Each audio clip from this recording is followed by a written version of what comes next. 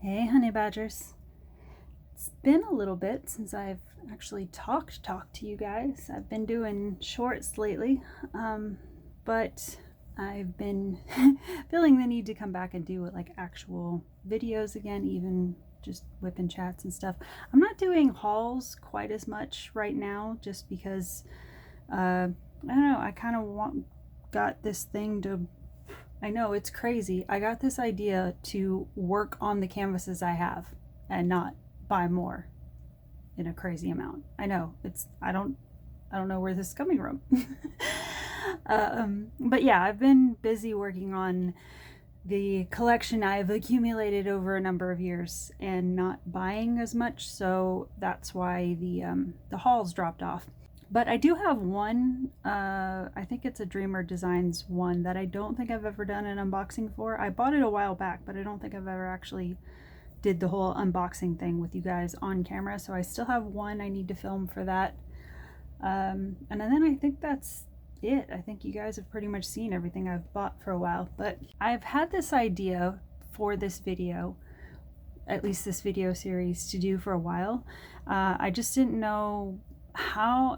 It's just been like a general idea that's been rattling around in the back of my mind. I just didn't know how I was going to go about it, or what topics I was going to use, or any of that. So I kind of got to a point where I was like, you know what, I'm just going to jump into it. I'm just going to pick a starting point and roll with it and see how it develops. So I've mentioned on the channel before that one of my big interests, passions, whatever, is I've been a history nerd since I was a kid. Historical sites, museums, those are my happy places. it used to be bookstores, but since the whole like thing with my brain and all that I've kind of lightly discussed in other videos, I've kind of backed away from heavy reading as much. I still do some reading, but I don't do videos on it as much anymore because it takes me a lot longer, so I can't keep the productivity up as far as like creating stuff for a channel in a way that the algorithm would be happy with. So I kind of petered off that as far as like doing straight up book talk stuff, but it's still an interest of mine, and I still love history. I love historical stories, and I wanted to incorporate that into this somehow, because one of the reasons I named my channel Art Life and not so much just like diamond painting whatever is because I wanted to give myself the window to do kind of whatever artistic thing I wanted to do with this channel. And yes, a lot of it is diamond art because that is one of my big passions, but every once in a while I get the urge to try other things, and so I wanted to give myself the space to do that and just go creative in whichever direction I wanted to go. So just calling it Art Life, I thought was the most generous way to do that for myself. And history is still one of those big passions for me. So I wanted to figure out a way to incorporate that into this Art Life. So I thought I would start doing these sort of like WIP Chat style talks. Like I'll still do the other WIP Chats, but the other WIP Chats I'll keep as like general talk or more like modern topics kind of thing. Over here, I thought I would do historical stories that, very likely could have modern relevance somewhere in them, or inspiration or something like that. You might find artistic inspiration in something I'm talking about in one of these historical talks. So that was sort of my idea for doing one of these, and I thought I thought I would just jump into it and pick a starting point and see how I roll with it. And the format of these could alter a little bit as I get more comfortable with what I'm doing with this, but yeah, I thought I would just pick some interesting people that I read about or see things about here and there, and just do sort of a conversational talk about them. I've heard plenty of people over my lifetime say, God, I don't like history. History is boring, and I've always been generally curious about people's stories and how people end up where they're at, and the paths life takes them. And that's one of the big reasons I got interested in history, is I was always curious about the way life unfolds for so many different people, and how even though there are all these different people and all these different paths that life can take you, a lot of times there are a lot of commonalities in that, where it's like, oh yeah, no, I totally get why you would do that, or why life would take you there, or I can feel for you in that. And so you find this common ground, even with people that could have lived like hundreds of years ago. You still find a connectiveness to them in a way. And that was one of the things that always grabbed my curiosity about history. But I also get why there are plenty of people that say it can be boring and dry, because there are a lot of people that present history that way, where they want to go into like a college lecture and there's no passion in their voice. Because I've sat through plenty of those lectures in my school days, where you just listen to these people and you're like, do you even care about what you're talking about? Probably not.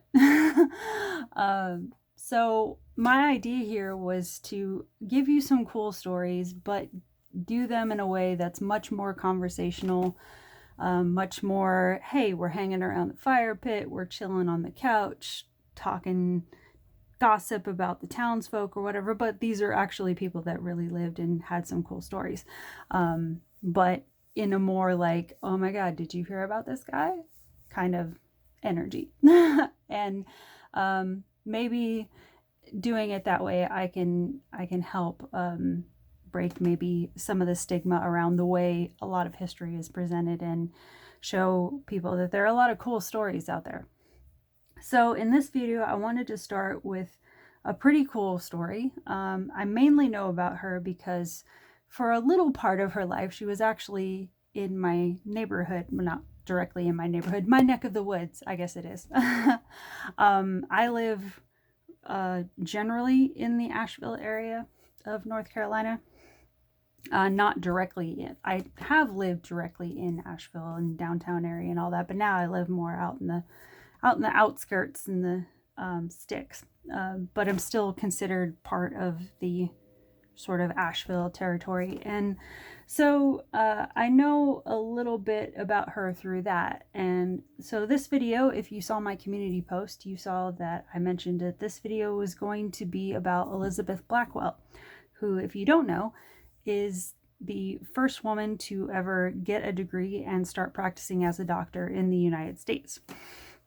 There were plenty of women way before her that, you know, were up in the hills and hollers and mountains that were doing, you know, mountain medicine and mountain midwifery and all of that kind of stuff. But Elizabeth Blackwell was the first one to get the actual medical degree and start practicing traditional medicine in that route.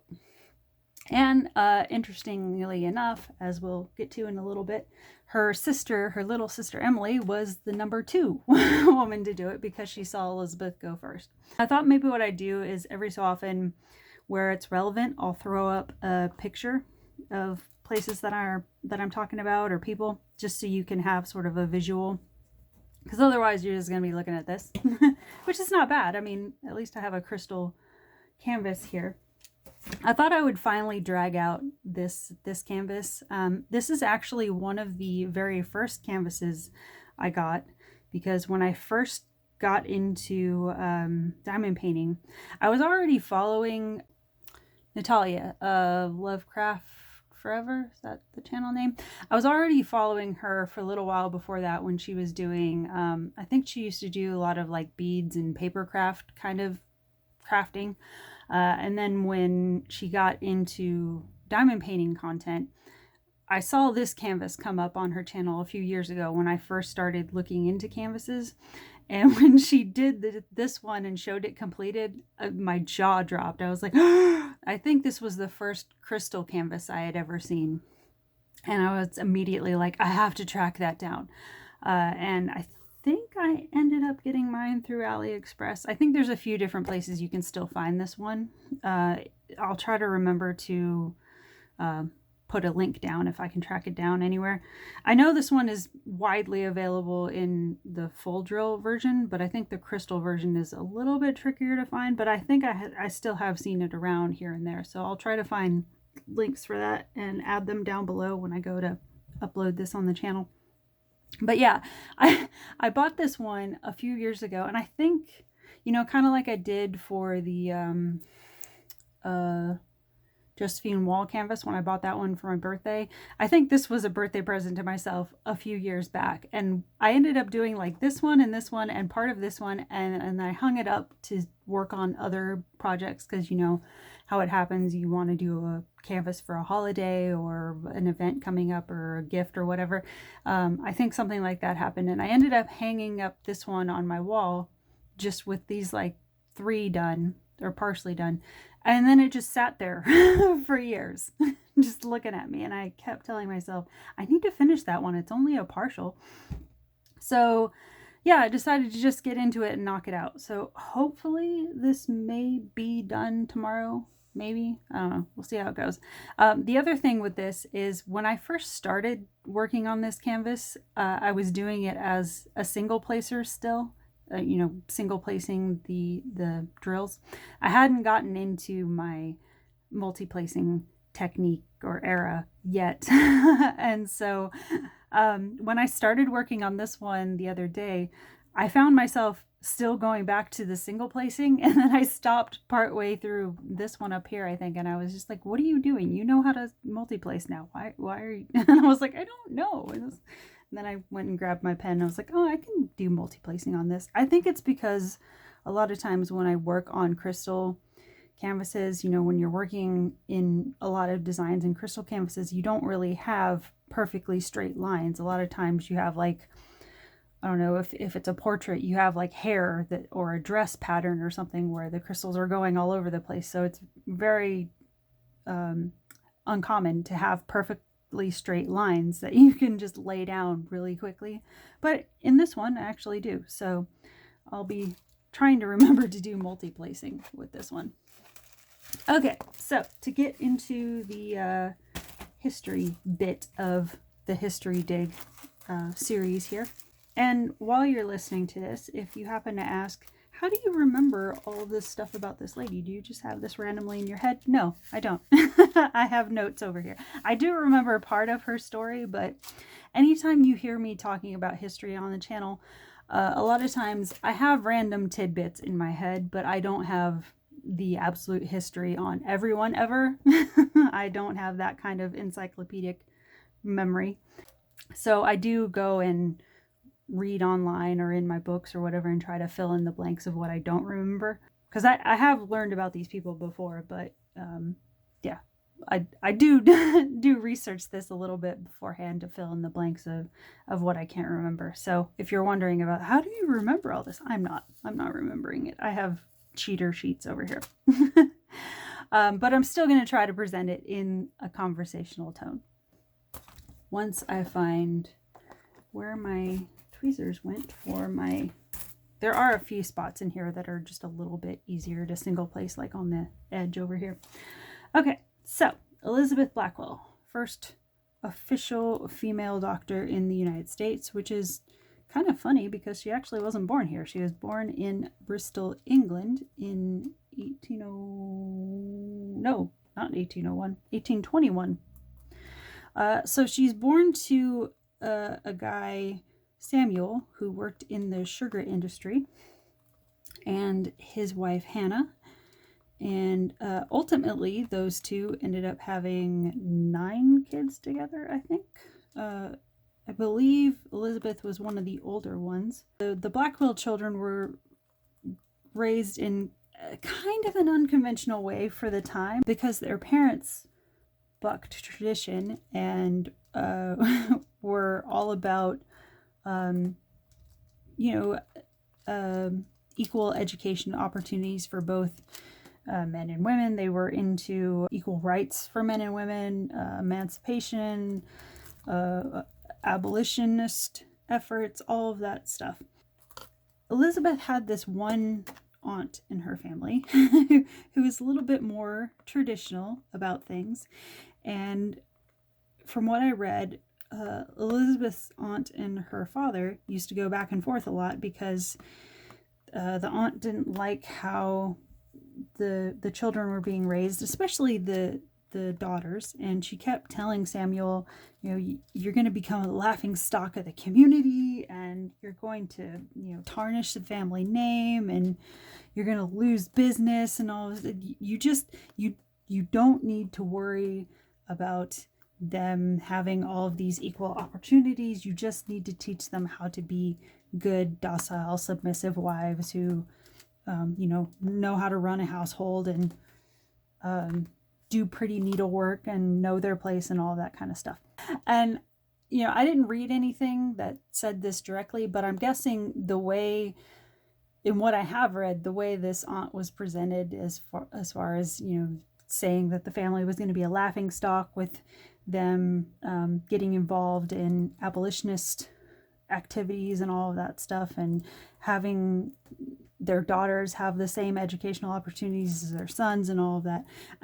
I'm guessing that somewhere in those conversations, this aunt probably also presented Samuel with the topic of, you're ruining your daughter's marriage prospects, because that was a common topic. From what I'm getting from what I have read, is it seems like Samuel, it seems like he started as like a working class guy, and because his business went successful, he was able to bring his children up in more of like I don't know that they were super wealthy, but maybe like upper middle class range.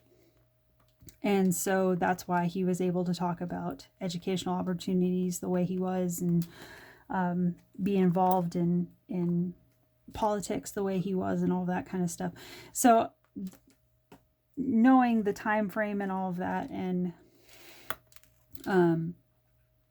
knowing how those discussions tended to go historically, I'm guessing that was probably in there as well, as far as like, because I know, when it comes to back in the day because we're talking about an era where, it was pretty unlikely that women could hold property rights on their own.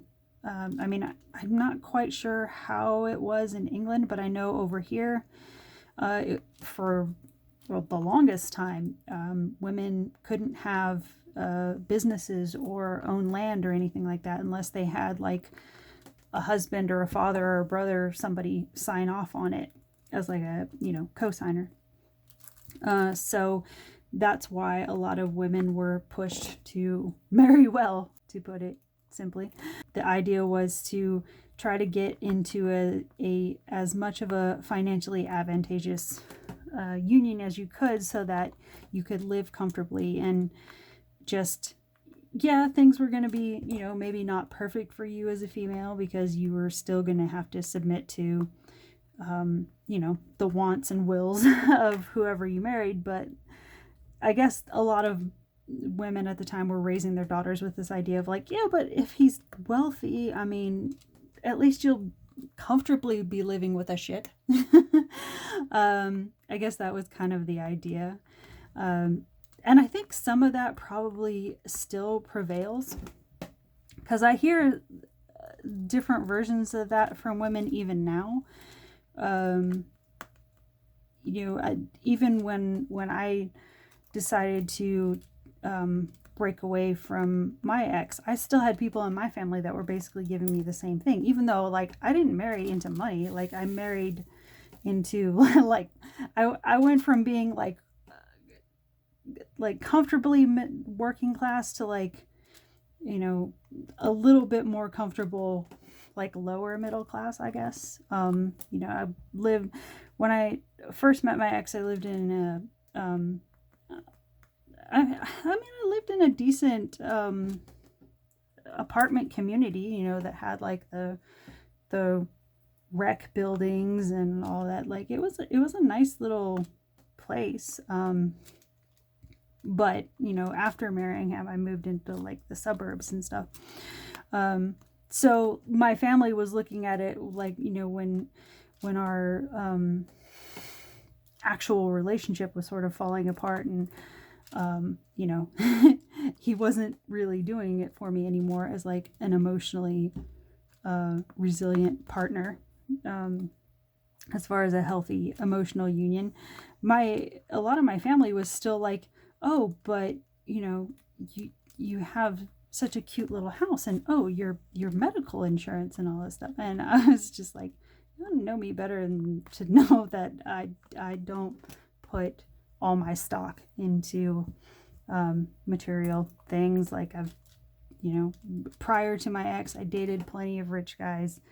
That, you know, you can date rich guys and they're not guaranteed to give you any better treatment than the poor guys. It's all character.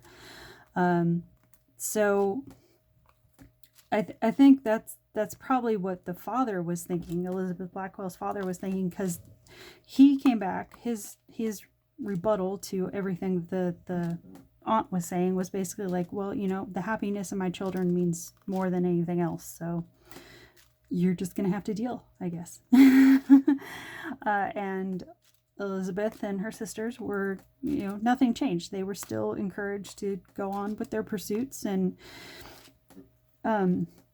Samuel Blackwell basically said, you know, if she wants to live that domestic life, if any of my daughters want to live that domestic life where they just want to be taken care of and live more traditionally, and let their husbands come in and take care of all the financial needs and anything. He's like, if that's what makes them happy, I'm all for it, but I just want to give them options. That was basically his argument. He's like, that's all I'm trying to do here. I'm just trying to give them options. I want them to have the same options as much as possible as their brothers.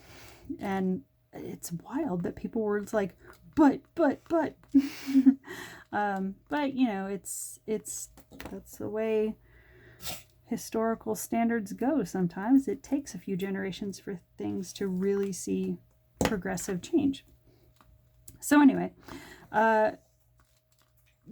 aunt wasn't entirely wrong about one thing. Samuel's business did take a hit with everything he was involved in, because he refused, and you know, respectably, rightfully so, he refused to change his stance on what he believed in. I mean, that's how you should be. You know, you shouldn't buckle to societal pressure. If you believe in something, you know, stand by it. And he did. And he did lose business. His sugar business did start to suffer in England. So he ultimately made the decision to sell off his business in England, pack up the family, and move to the States, where he ended up restarting the business. I think he just called it the Blackwell Sugar. Yeah, Samuel Blackwell Sugar Company. And it started to get successful in the States. Again, he wasn't like wildly, you know, mountains of money rich, but he was able to be successful enough that he was able to provide all of his kids private school education, which is, you know, nothing to scoff at. But the weird thing is he did all this for them, but then Samuel ends up dying in 1838, and his widow Hannah discovers that there's only $25 in the bank. And I can imagine, as a widow, if your husband is saying, "Oh my gosh, we're doing so great. Oh, look at how we're taking off. Look how we bounce back." And then he passes away, and you got 9 kids in your house, and you find out your husband left $25 to your name. Now, granted that, you know, that's not $25 in our currency now. I didn't actually look up what that currency was. I looked up currency for something a little later, but now that I'm thinking about it, I'll try to go back and do another currency lookup for what $25 would be, just so we know what Hannah was left to work with. Whatever it was, guessing it wasn't much, because she was struggling and she was freaking out. Had all these kids in her house, had a big old house, and you know, big old houses come with big old bills to pay, like anything. So Hannah makes the decision to turn her house into I think it's basically like a boarding school for girls. What did she end up calling it? Blackwell's boarding school, I think, something like that. And it's through this school. I mean, Elizabeth's living there anyway. Elizabeth ends up becoming a teacher there. The family bounces back. I think one or two of her sisters also become a teacher in this school. And it's working out nice for a while. But then, Hannah just gets this feeling that it's like, it's nice. Like, I got work, but it's not really doing it for me as far as like, I don't know, it's not fulfilling my soul the way I need it to. And her mom's basically like, yeah, I get it. You gotta, you're growing up, you gotta spread your wings and do all that. So she wasn't, at least from what I understand, it doesn't seem like the mom was upset about it or anything. She said, kids gotta grow up and do their things. So Elizabeth makes the decision to relocate to Henderson, Kentucky, where she takes a job teaching the impoverished children of the area. The job doesn't pay a whole lot necessarily, but she does find a sense of purpose in that, she's really helping here. I mean, these kids, they're a little bit isolated where they are, and so she can help them learn to read and write and maybe be a little bit better off in life. And so she really grows to really love this community, but one of the hard things she runs into is these kids are always getting sick. And it's not like the way it is kind of now where we joke that that schools can be like little petri dishes and they have sick seasons and all that stuff. And but a lot of that nowadays can be maintained with like little hand washing and hand sanitizer and just common practices we have now. But a lot of our schools now are in very public access areas, while the area she was teaching in, obviously I don't know what it looked like back in her day, but I'm guessing it was pretty rural and medical care was not widely available. They couldn't just go down to urgent care and go sit for a little bit and have somebody take a look at them and have an answer within the day. So these kids were just, rolling with it a lot of times and staying sick and possibly even going to school sick, maybe. But Elizabeth she's looking at these kids she cares so much about, and she's just like, this is messed up. Because, if you think about it, even if the medical access was readily available, it's unlikely their parents would have been able to afford it anyway. So that's where she gets sort of this itch to get into kind of the social justice arena, just, basically dip her toe into it at first and say, these kids need something better. And so she starts talking about it, this idea, with her best friend Mary. She starts talking with Mary and says, I'm kind of thinking maybe I want to pursue medicine, and actually, become a doctor. And at first, she doesn't see anything wrong with it necessarily, because she grew up in a house where, her father encouraged her to do whatever, go after whatever she wanted. She grew up in a house where she was encouraged and convinced that she was fully capable of doing whatever her brothers did. But even if you grow up in a house like that, it's still, you're inevitably going to feel the social stigmas of the time of people being like, yeah, right. And so I'm sure there was probably some hesitation on her part of thinking, even if I wanted to do this, could I make it happen? Would people even hear me out? I mean, how would I even go about this? I mean, anybody goes through that a little bit when you're pursuing something out of your comfort zone. You have that momentary, how would I even make this possible? Because the first few steps, it seems so overwhelming. You got to get to that point where you can sort of take it baby steps at a time and say, oh, okay, well, I need to do this first. And then once I get that done, I can do this. And then once I talk to this person, maybe they'll hear me out and they can help me get to this point. And you start breaking it down like that. But at the very beginning, you do have those moments, even for yourself, where you're like, there's no way. So Elizabeth's having a little bit of a emotional powwow with her best friend, Mary. And Mary sort of becomes like her little manifestation buddy, where she's like, it's in your head, it can be in your reality, go for it, girl. And so she hypes Elizabeth up to really look into it and start talking to people and see how much this kind of thing would cost and all that kind of stuff. And the thing that Mary is sort of hiding away from Elizabeth for a while is the fact that Mary is gradually dying of cancer. But Elizabeth ultimately finds out, and so she's by Mary's side while she's going through this.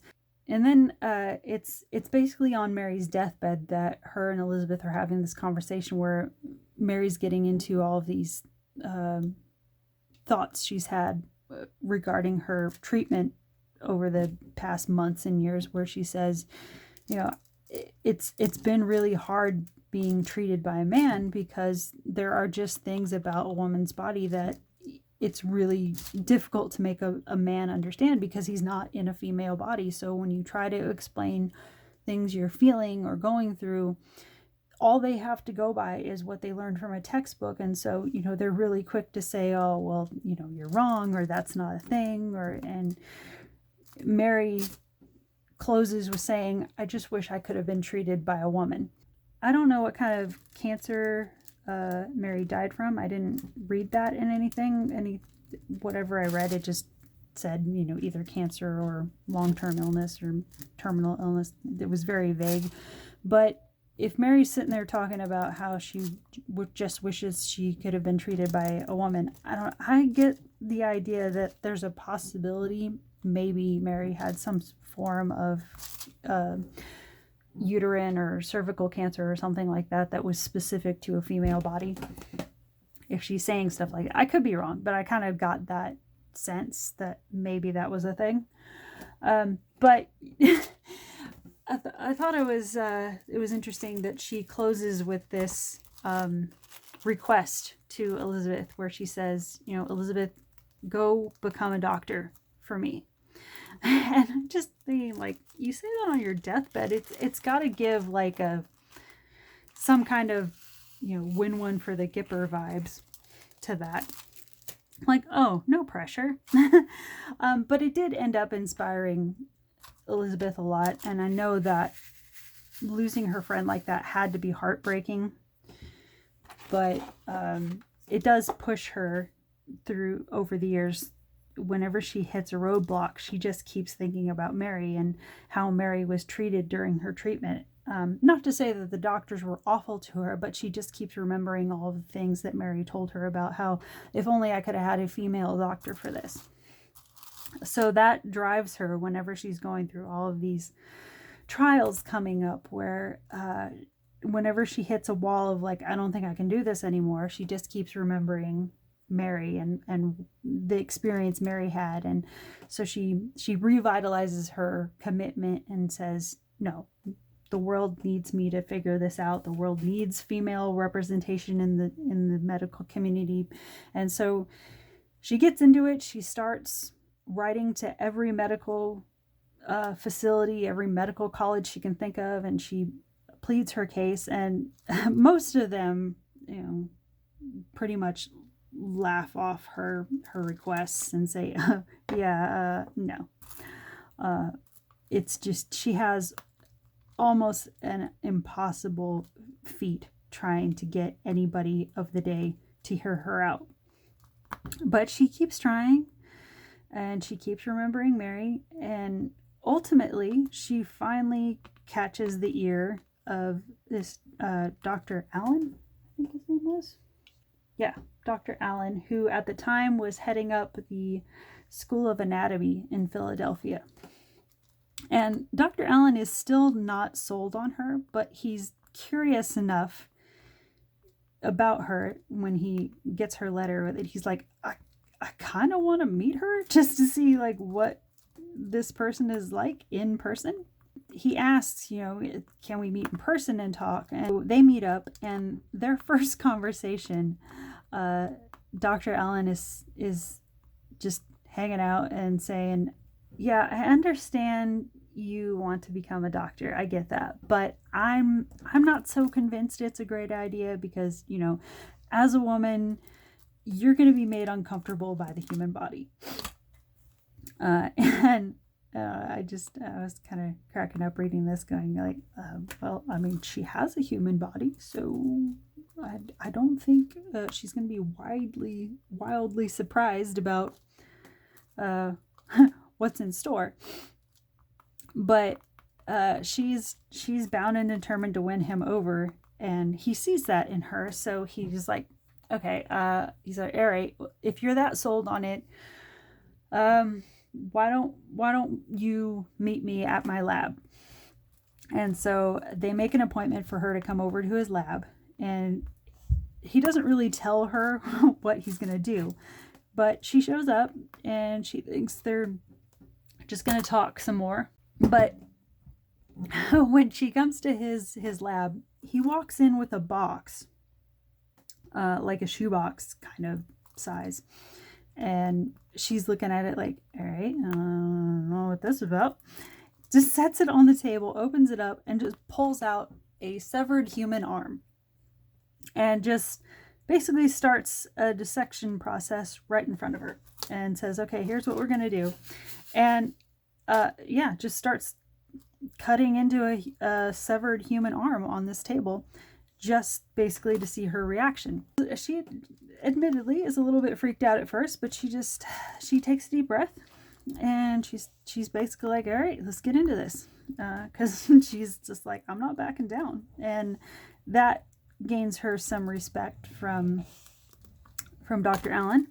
And so they develop a working friendship after a little while, and he tries his best to help her, even though I'm sure knew she was going to have a hell of a uphill battle in front of her.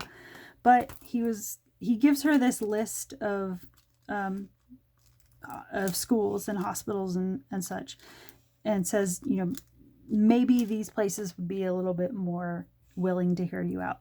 And she writes to everyone on the list, every damn one of them, and is turned down by every damn one of them except one.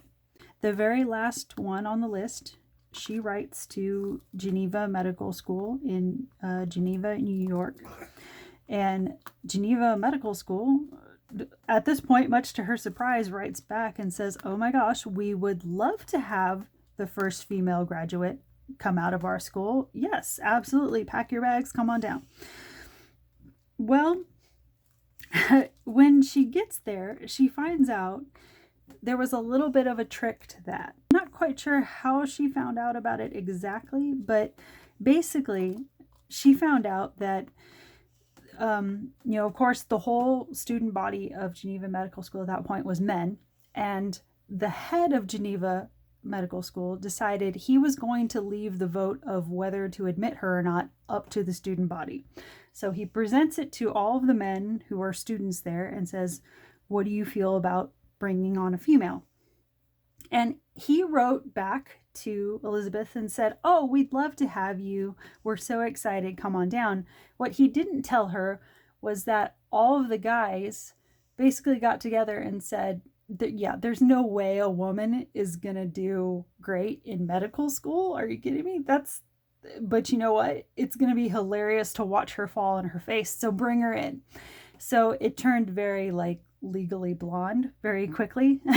So once Elizabeth Blackwell got to Geneva, found out about all this, she turned into the Elle Woods of her day. Even when she got there, even when she was working hard and doing well in her classes, she still had pushback from her professors, even though she was accepted and she was told that she had a place in the school and she was gradually gaining the respect of her male classmates, there were still professors that are like, oh no, man. And there was one experience she had where this was the one that cracked me up. She goes to this class she's supposed to have on childbirth. And you'd think, oh my gosh, that would be right up her alley, being a woman, right? She's, learning about childbirth and all that. Her professor in that class, who is scheduled to teach that class, Dr. Webster, she gets to the class that day, and Dr. Webster is immediately like, Elizabeth, I'm going to need you to step out of the class for this period because we're going to talk about childbirth and you're going to become uncomfortable and you're going to distract the guys with your uncomfortableness, and it'll really bring down the class. So it's going to be too stressful for you and therefore the guys. So we're going to need you to step out of class for this period.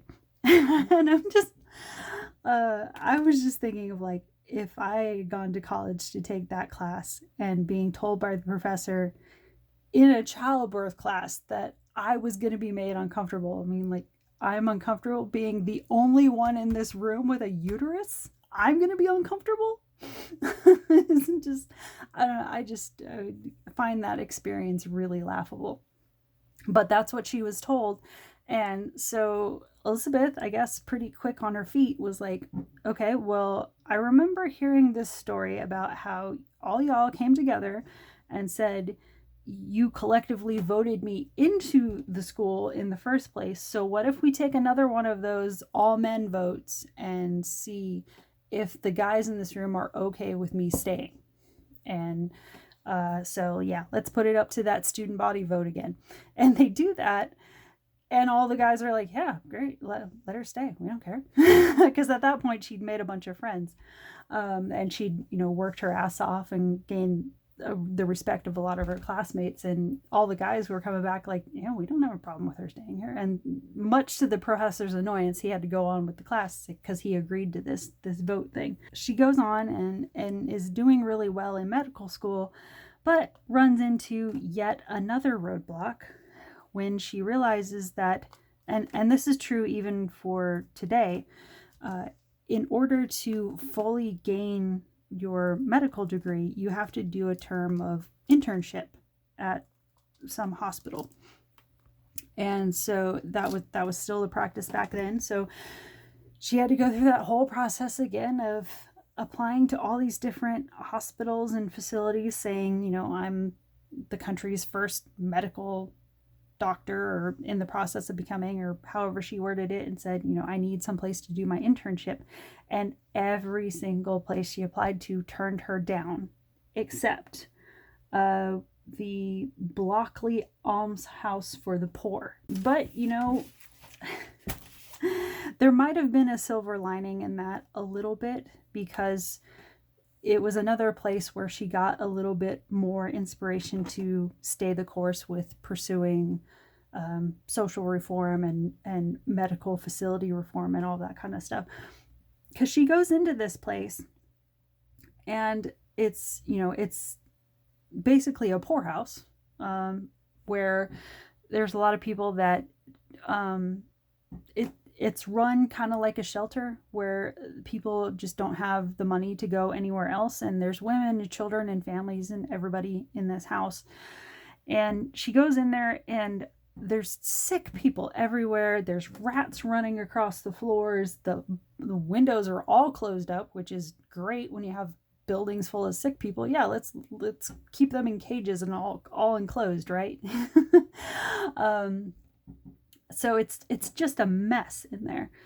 And she sees all these kids running around with clear signs of malnourishment. Well, probably not running because they're malnourished, but, wandering around with clear signs of malnourishment on them. And so she at first gets the feeling of like, oh, okay, maybe it's not so bad. I can do some good here. But the problem she runs into is they don't want her to actually treat anyone. And she was like, excuse me? You agreed to have me here. And they're like, oh, well, yeah, but kind of more like as a representation. The actual medical stuff we want done by an actual male medical doctor. So, and I'm sure she had to have had multiple moments through all of this experience where she's just like, for shit's sake, just let me do what I need to do. But she stays and she gets credit for the internship, even though she's not really allowed to do anything so much. She finishes her internship. She gets credit for the internship. She's allowed to graduate. She gets her medical degree on January 23rd, 1849. And shortly after that, she gets a position at a maternity hospital in Paris, France. But they give her the caveat that, okay, we will hire you officially as a doctor here, but in position, you can only work as a midwife, not a doctor. And again, I'm sure she's probably like, but I am a legitimate actual doctor. But, you also have to think, like I said earlier, reforms don't happen overnight. You can't just barge into places and expect everyone to immediately flip over the way they do things just because you're raising your voice a little bit the day you want it to happen. A lot of change has to happen over the course of months and years, and sometimes it takes even generations to make that happen. This is one thing I brought up sometimes in conversations years ago when I used to talk about like the case of Thomas Jefferson, where Thomas Jefferson, in his day, he was one of the founding fathers that tried to at least just bring up the topic of more equal rights for different nationalities, and saying, maybe it doesn't always have to be all white males. It's like, not saying he was perfect about it. Like, I know like the bulk of the benefits I know he wanted for him and his homies, but there were things he tried to do in that circle where he would say, okay, maybe we could treat Black people a little bit more fair, a little bit better. And whenever I've brought this up around other people, there's always somebody that was like, yeah, but he had slaves, like the whole Sally Hemings thing and all that. And not to, make that right, but my argument has always been, again, you have to consider the time he was living in. Reform doesn't happen overnight. You have to think of, like, if you think about, like, if he just barged in and immediately said, okay, that's it, we're not going to do this anymore. Like, he had a lot of people that he had to answer to. Even him, he had people he had to answer to. He had people he looked to for financial support as far as like public works programs and getting things off the ground politically, and all. Like, there's a whole network of things that happen back and forth. Like, it's like the president is not an end all be all. Like, he still has, even the president has people he has to answer to in a certain way to get things done. So Thomas Jefferson had little things he tried to do where he would just, basically in his generation, he was just trying to bring it up as a topic, a conversation, to just basically dip his toe into the idea of like, hey, what if we tried to treat people a little bit more equally? Maybe, and so with him starting that, by the time we got to Lincoln, it was still a fighting point, but it wasn't quite as strong as it was in Jefferson's time. So that's why I'm saying, like, generationally, we get there eventually, but there are some topics that are so ingrained in people, they're not going to flip over overnight. You have to work with the constraints you're in for a little bit, and then, sort of subtly work in the idea of these things into people's minds, into like little covert conversations. And maybe you have to start with presenting it as a what if conversation, and then maybe you enact a program here, or an institution there, or you start a school here, but it's like one little thing, and then you build off of that. So I think that was kind of the environment that Elizabeth Blackwell was trying to work in, where she understood the constraints she had, and she was trying her best to push past them as easily as she could without ruffling too many feathers to the point where she would block any progress at all. But it still had to be a massive pain in the ass, I imagine, to constantly have this feeling of starting from square one almost every day, of being like, ah, God, I got so far, but in the end, it doesn't even matter. Sorry, little millennial tangent there. But yeah, she starts working at this hospital anyway, and she's working with the newborns, and she's working on the neonatal area, but secretly she has this ambition to become a surgeon. But unfortunately, something happens at the hospital. She's treating one of the newborns with a case of what's basically like an advanced form of conjunctivitis. So she's treating this baby, and she gets some contaminated fluid in her eye and essentially gives herself the same infection she's treating the baby for. And it gets in one of her eyes, and over time it gets pretty progressed, and it gets to the point where she ultimately loses sight in that eye, which can happen with really rampant cases of this type of conjunctivitis if you don't get to it quickly enough. So yeah, with that moment, her surgeon dreams are basically done, because nobody wants to take on a surgeon who has only got one good eye, and that almost ends her medical ambitions right then and there. She goes into this heavy depression. I think it starts as like a sabbatical, but she's really contemplating just giving up medicine altogether, because she's just, what do I do with this? What do you do with a doctor that's only got one good eye? Which, I mean, that's an understandable conflict to have internally. But her sister Emily comes in, and Sister Emily brings up this kind of, it's like this bottom of the ninth, those big epic championship game speeches you see in the movies or something, where she's basically going to this talk of like, the Blackwells don't give up. What's wrong with you? You worked your ass off for this. And, I'm sure there was a lot of crying back and forth and all that. And so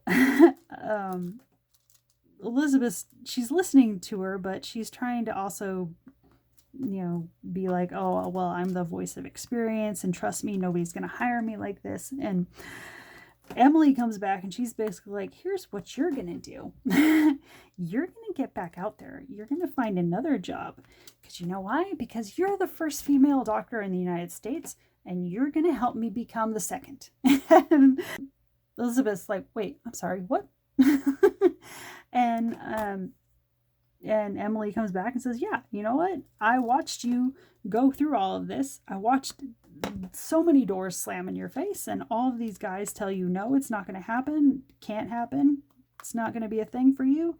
And yet here you are with a medical degree, getting hospital jobs. You're a full-fledged doctor, and I want to be one too now. And that sort of reinvigorates Elizabeth, where she was just like, well, damn, if my little sister wants this, now I have to go do it. So she gets back out there. And no, she doesn't become a surgeon. She ends up taking a job at St. Bartholomew's Hospital in London. And she works there for a while. Oh my gosh, I completely forgot. Okay, I'll come back to this in a second. I was going to mention earlier, I had a note on here that was talking about, when we were talking about Elizabeth trying to get into medical school at all. I was reading that, when she was in that period of doing the school teacher work, she was applying letters to all of those medical communities and all of that, and trying to find someone who would, accept her into a medical school and, give her support and all that kind of stuff. And I read that in her time, she was given an estimate of $3,000 that she would need to pull together to qualify for medical school or to pay for medical school. And when I initially read this, I was thinking, oh my gosh, can you imagine how great it would be if any upper education cost just $3,000? But then I was, again, going back to the currency conversion from 1800s to now. I plugged it into the, you can go on officialdata.org. They have an inflation calculator. You can plug in the year you want as far as like historical year and the currency you're working with and what you want it converted to in today's time. So I did all that for the $3,000, and I went back to the 1845 year, because I think that was the year she actually moves to Kentucky. So I figured that was a pretty good starting point, because that's probably when she first started looking into medical school applications and all that. So I plugged in 1845, $3,000, and in today's currency, it came back as $121,744. So I was like, oh yeah, no, that actually makes a little more sense. It's not just $3,000. I mean, I knew that going in, that it wasn't going to be $3,000, but I didn't realize it was going to come back quite that high, where I was just like, I know, I guess that's a little bit closer to med school prices these days. So yeah, it was still a financial undertaking for her to figure all that out. But anyway, getting her through medical school, she has her eye loss issue and has the speech from her sister, and then gets back into practicing medicine again. So back to where we were, she takes a job at St. Bartholomew's Hospital in London. She works there for a little while, but she starts getting the itch to come back to the US. And she gets this idea to try to hang her shingle in New York City as a private practitioner, but no one's really hearing her out. Everybody is still in that mindset of like, yeah, I'd rather have a male doctor. Which is kind of funny, because this was always sort of a talking point between me and my mom when my mom was around, because my mom never cared one way or the other as far as like, women's health doctors. She had plenty of male doctors when I was a kid that would treat her for women's health. But once I became an adult female and I, was doing my own looking after myself medically and all that, I have had male OBGYNs in the past, but I've always preferred having female ones, just because there's just a level of comfort, I guess, in having a female do it, because it's already a naturally awkward experience. There's not really a way to make it not awkward to go through even like the general health exams with women's bodies and women's health. It's just, I mean, I don't know, I'm not a guy, but I'm sure it's probably similar to guys that, when you get to those ages where you have to look after more of your urinary health, and you got to start looking into like proctology exams and all that stuff. When those tests start becoming more and more part of like your day to day, I'm sure there's probably something similar on the guy's end, where it would probably be, when guys have to go in for their like balls check or whatever, I'm sure it's probably a little bit awkward if they have a female doctor that goes in there and does it. I'm sure there's probably women doctors that do it, but I'm sure there are probably plenty of guys that are a little bit awkward having women doctors do their exams. If you have like I'm sure there's probably like women urologists that exist that have to go in and check male parts and all that. And I'm sure there's probably male patients that are a little bit weird at first about like, you're just going to go down there and I haven't bought you dinner or anything. This is odd. I mean, it's a little bit similar feeling. It's like, it's not that I won't be seen by a male doctor, but there's a different level of comfort with having another female go about what needs to be done. Blackwells don't give up. So she's out there trying to figure it out anyway. And she gets the idea of like, okay, well, I will use my education and my experiences and expertise, and I will give talks to women that, you know, maybe if they don't want to have me as like their personal doctor, maybe I can still get information out there by, you know, giving these public talks that they can attend. And so she starts giving these talks about different things in women's health. And it's, I don't know, I was thinking it's kind of a smart move, because it's not maybe the discomfort of one-on-one discussions with maybe somebody you don't know, but you're still putting the information out there. So women have this venue they can go to in a more sort of anonymous sense and still get the information they're looking for, maybe. So Elizabeth Blackwell gives these talks on different points of women's health, you know, women's health in general and childbirth, and she even gives talks on women's rights and things like that. And she ends up making enough money at giving these talks that she's able to open her own hospital. And it's nothing fancy at first, but she ends up creating the New York dispensary, which is primarily focused on giving healthcare to low-income women. So she starts up this place, and she hires on her sister Emily, who has by this time finished medical school.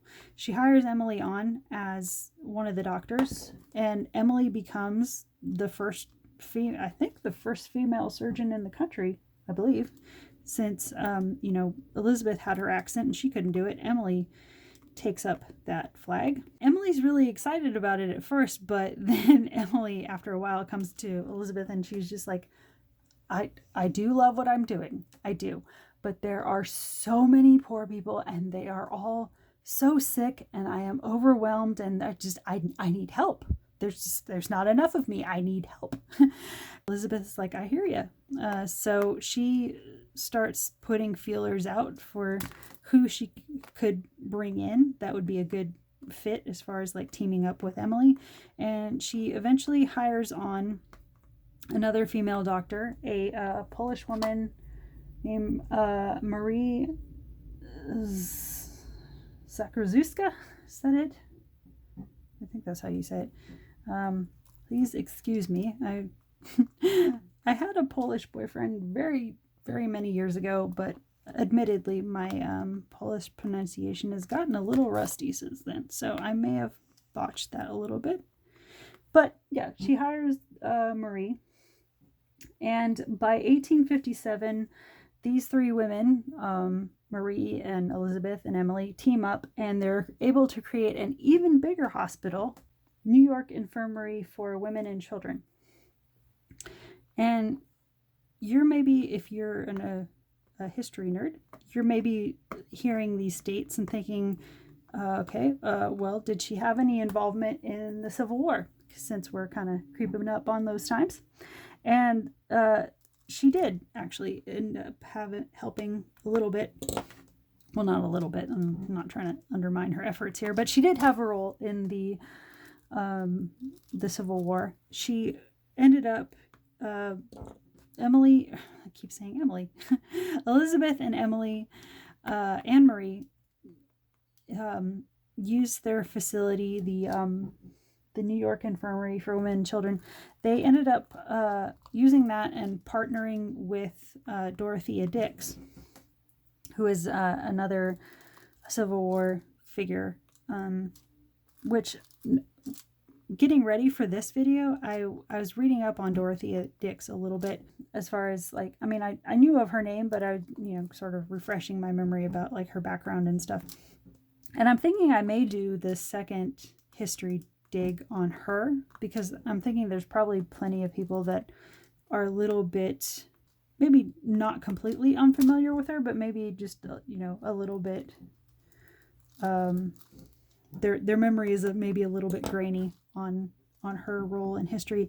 But the Cliff Notes version is basically she was, a lot of her career was spent, I'm talking about Dorothea Dix now, just for a second.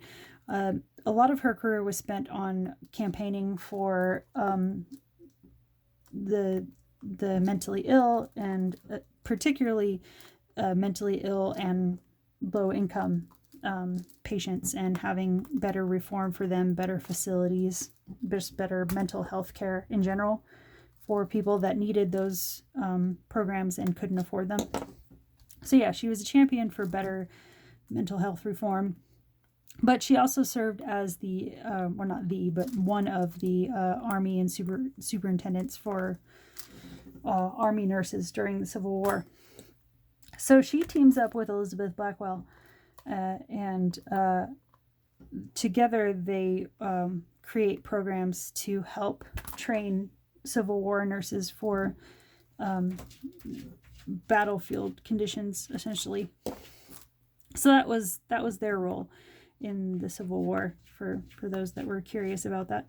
So she works for this infirmary with her sister and Marie for a number of years until she makes the decision to move back to England. In England, she takes up a job in London School of Medicine for Women, and it's pretty quiet after that. She's done all the big things. She's starting to get a little bit in her later years at that point, but she works for a little while at the London School of Medicine for Women, and works there until 1879, when she decides to retire.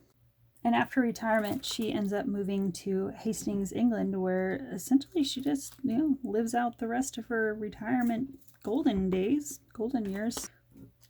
until she, from what I've read, pretty peacefully passes away on May 31st, 1910. I didn't read that she passed away from any illness or anything. I think she just lived out her life to its natural end.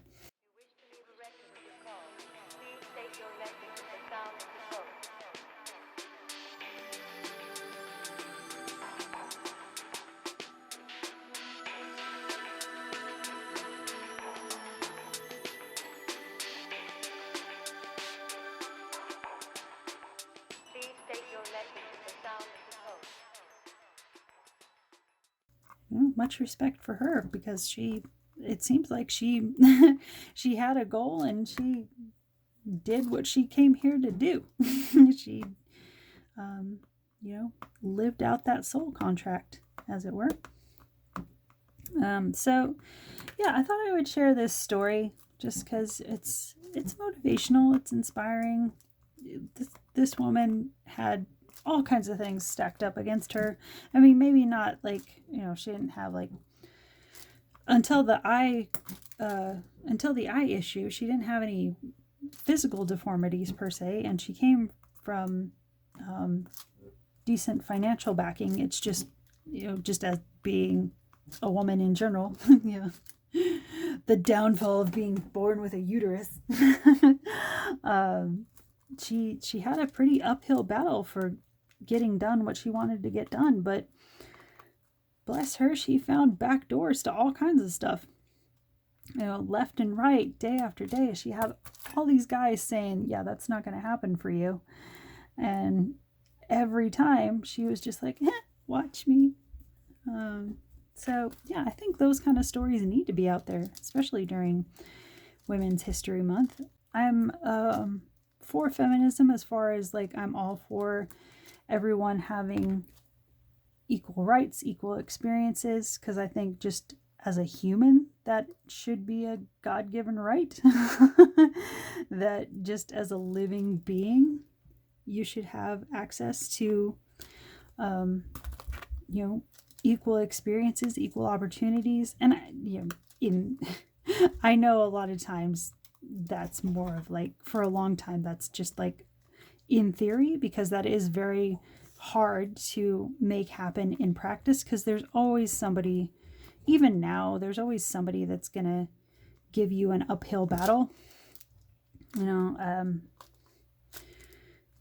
there, especially with, you know, talking about women's history and women's rights and things like that, with the overturning of Roe versus Wade, you know, it's really hard being female now, because there's so many states now, not every state, but so many states now who have brought literal criminal charges against women who have lost fetuses. Like, their bodies have rejected, because that naturally happens. Biologically, that naturally happens sometimes, that you are not guaranteed a perfectly safe, issue-free pregnancy. It's all up to your body. And that's the scary thing about pregnancy, is anything can happen. Anything can, I mean, you know, not to be scary about it, but like, that is just a biological reality, that anything can happen in the time before you're literally holding the baby in your arms. And there are so many instances where, and it's not like, it's not an age thing. It's not like a race thing. It's just, it can happen to any woman of any age, any perfect health, anything. For whatever reason, your body can just decide to reject or terminate the life of the child you're carrying. And in a lot of cases, you can't do anything about it. It just happens. You know, there are plenty of stories out there of women that they go in for one checkup and the baby is perfectly fine, and the very next checkup, the doctor is like, we can't find a heartbeat. And it just happens, and they don't always know why. A lot of times they don't know why. It just happens. But now, because Roe versus Wade got overturned, there are a lot of women that are living in these states that have, you know, like I said, not all the states, but a lot of them out there have these laws in place now where you have criminal charges brought against you for the act of your body, the natural act of your body rejecting your pregnancy for whatever reason. Something you biologically had no control over. But there are male lawmakers who have signed into effect that this idea that you chose to kill your baby. It's craziness out there trying to exist in a female body now. So I get a little bit hesitant talking about some issues as far as like how, not hesitant talking about the issues themselves. I hesitate more about like how the potential of how they might be misinterpreted with what I'm saying, because there are a lot of people that take the idea of maybe talking about women's health and women's rights and reproductive issues and all of that, and they're gonna misinterpret that as like, oh, she's some kind of militant feminist because she brought the topic up at all. And I'm absolutely not a militant feminist whatsoever. I absolutely believe in, you know, the right for people of all genders, all races, everybody to have equal opportunity. I'm absolutely all for that. But, you know, kind of like Elizabeth Blackwell was going about here, I think you have to work realistically with the times you're living in, and you have to be, I don't want to say manipulative, but you have to be sort of smart about how you present yourself to where you can kind of smartly get around the hiccups and the roadblocks. And I'm not one to think that screaming at people, I mean, I get it. I get the frustration of needing to be heard, but you still have to figure out a smart way of going about it, because there's a lot of times where no matter how frustrated you are, if you're just screaming craziness at somebody or what looks like craziness at somebody, you're going to be turned off. Well, I mean, I'm not saying you're going to be turned off. You're going to turn them off. And no matter how passionate you are about something, your message is going to be lost because your presentation was put forth in a way that's going to make them tune out. And I'm not saying it's fair, but I'm saying it's the conditions you're in. So you have to figure out a slick way to get around that. Like the things I brought up with Elizabeth. And when she was talking about, she knew what she was up against, but she said, I got to make it happen anyway. So I have to use my brains, and I have to figure out how to outsmart the people that want to put me down, but in a smart way. So that's always like my little bit of hesitation. It's a little bit of a sensitive topic with a lot of people, because it's kind of the environment we live in where people are quick to look for a reason to have a soapbox, and quick to misunderstand what you're trying to say. And, critical thinking is not at its all-time high these days with a lot of people. So it's a little bit more work to have people be like, hear me out. No, really hear me out though. Because, it's just, and I don't know that it's unique to now. I think it's probably always been around, but I think with social media, it's more noticeable now with there's a lot of people that are like, no, but I like my opinion though. And it's very hard to get other opinions out there where they're maturely debated, I guess. So that is maybe another idea for talking about these historical topics, is just an idea of let's talk about stuff calmly. And let's talk about people who made things happen for themselves, but in a productive way. It wasn't, it's kind of like when you see people that, what is it? That group that goes around and throws paint all over the works of art at the Louvre or whatever, because they're trying to protest animal rights or women's rights or whatever. That's kind of what I'm talking about with I get what you're mad at, but your presentation is not going to get you anywhere, because you're going to piss off more people than are going to be around to actually hear you.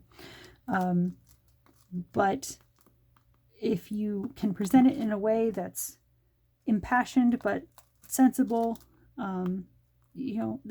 just that idea that they teach you a lot in the South. I mean, they teach it everywhere, but really in the South they lean in on it of you attract more flies with honey than vinegar, kind of thing. You gotta be a little bit slicker than your opponent. That whole idea. So yeah, my voice is starting to fade a little bit on this. All right, guys, I think that's all I have for tonight. So thanks for hanging out with me.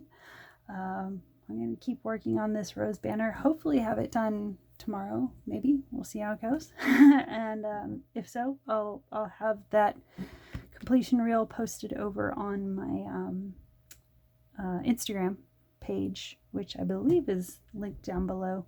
I'll have to seal this first, but that usually only takes maybe 15-20 minutes for that stuff to set. So yeah, also try to, if I remember, I'll try to put a link over here, move the completion reel over here for anybody that wants to see it. So yeah, I think that's all I have for tonight, guys. I'm going to go before my voice is completely gone. So thanks for watching, and we'll talk soon. Good night, guys.